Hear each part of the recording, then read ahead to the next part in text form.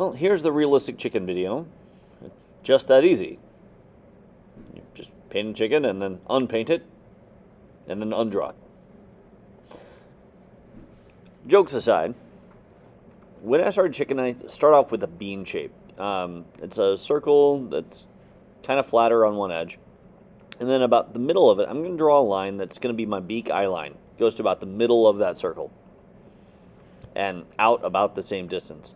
That's going to help me figure out where to draw the beak and everything else. So I'm going to start out with the beak and just draw some curved lines, creating a kind of curvy, pointy triangle.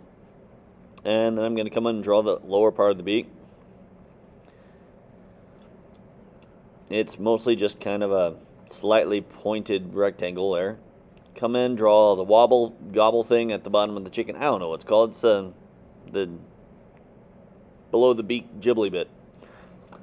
Anyway, so directly inside that line, that's going to be the middle of the eye. So I draw an eye around it. Draw the middle of it there. Add the little eye protection lid in front of it. And then add the crown, the little crow thing. I don't know any of these terms. All you guys who actually raise chickens, awesome. Put in the comments how I'm doing it wrong. But for drawing it, going through and just adding the differences here. Adding this little tuft of fur, realizing I added the little bald spot of fur where that ear is on the wrong spot. Yeah, that little area that allows them to hear stuff. It's like a little membrane on lizards. Or maybe not. I don't know. Biology teacher will fix me on that one. Just doing in some shading with my pen now. I'm going to eventually paint over all of this. So what I'm doing with pen is just finding all the shapes. So when I do paint, it looks good.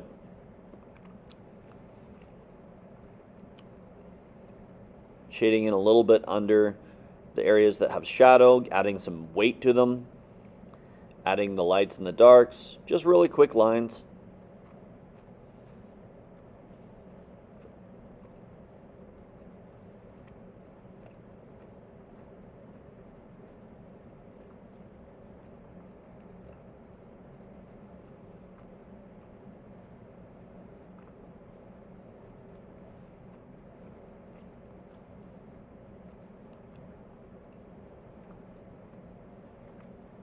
The more you add, the more realistic it starts looking. It's all about light and shadow.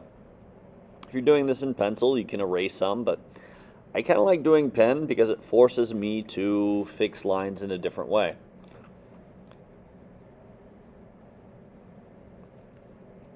So,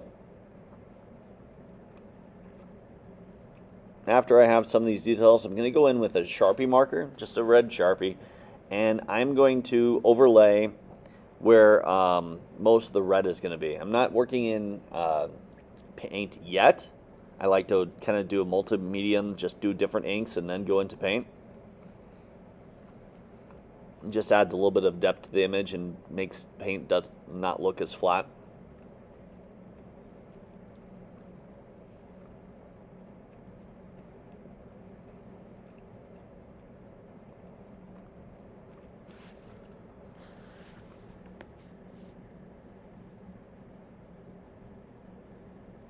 Oh yeah, just some more shading underneath the beak there.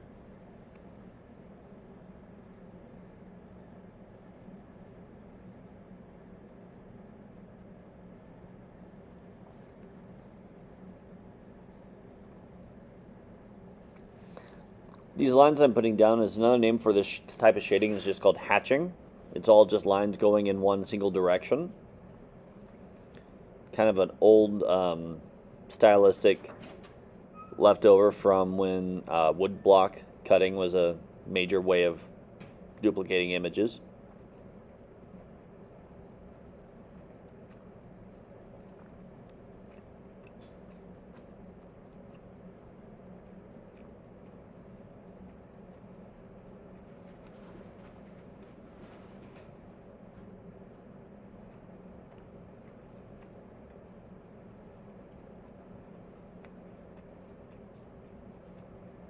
There we go, with Sharpie, going through all areas, really just set apart what I want to be red, what I don't want to be red. And the chicken's eye that I was drawing is actually a red iris, which is kind of weird. But cool at the same time. Going through, making sure I grab all of the parts of the chicken that are red, making them red.